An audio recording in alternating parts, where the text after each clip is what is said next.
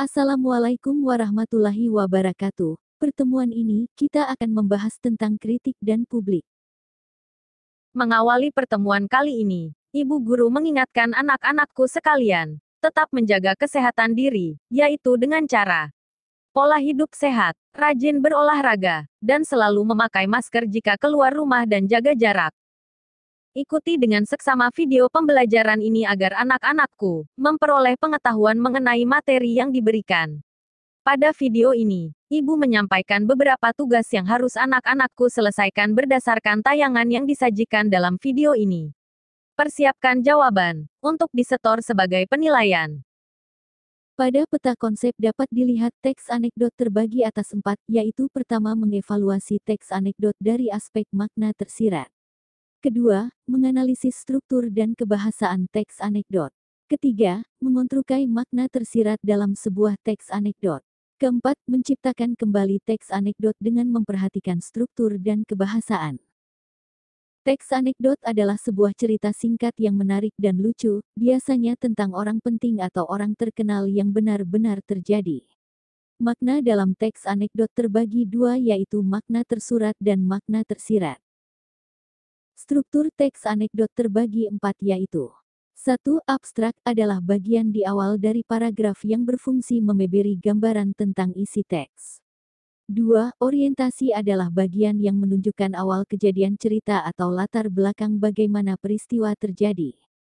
3. Krisis adalah bagian yang menjadi hal atau masalah unik atau tidak biasa yang terjadi kepada si penulis atau orang yang diceritakan.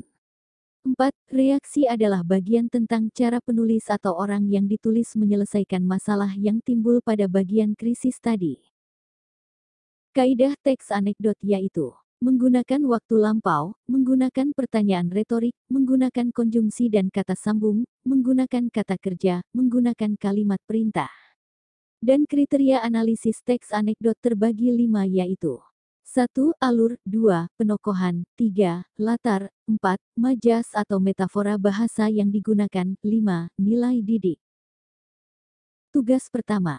1. Carilah teks anekdot dari media cetak atau elektronik. 2. Analisislah dengan memperhatikan kaidah dan strukturnya. 3. Apakah struktur dan kaidah teks anekdot yang kamu analisis mempunyai unsur yang lengkap?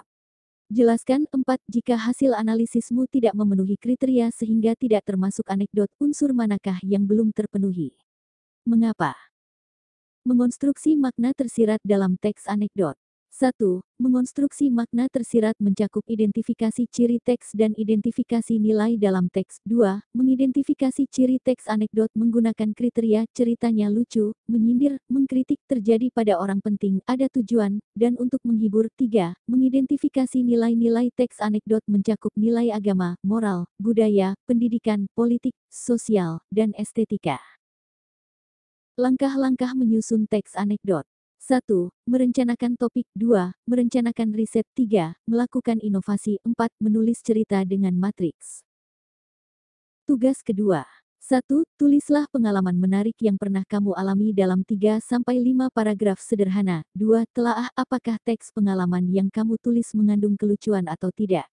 Dapatkah digolongkan ke dalam anekdot. 3. Nilai didik apa saja yang dapat diteladani dari teks pengalaman sederhana yang telah kamu tulis itu. 4. Apakah kamu mengalami kesulitan dalam menulis anekdot? Mengapa? Itulah tadi materi dan tugas tentang teks anekdot. Materi ini merupakan materi akhir dalam bab tentang kritik dan publik.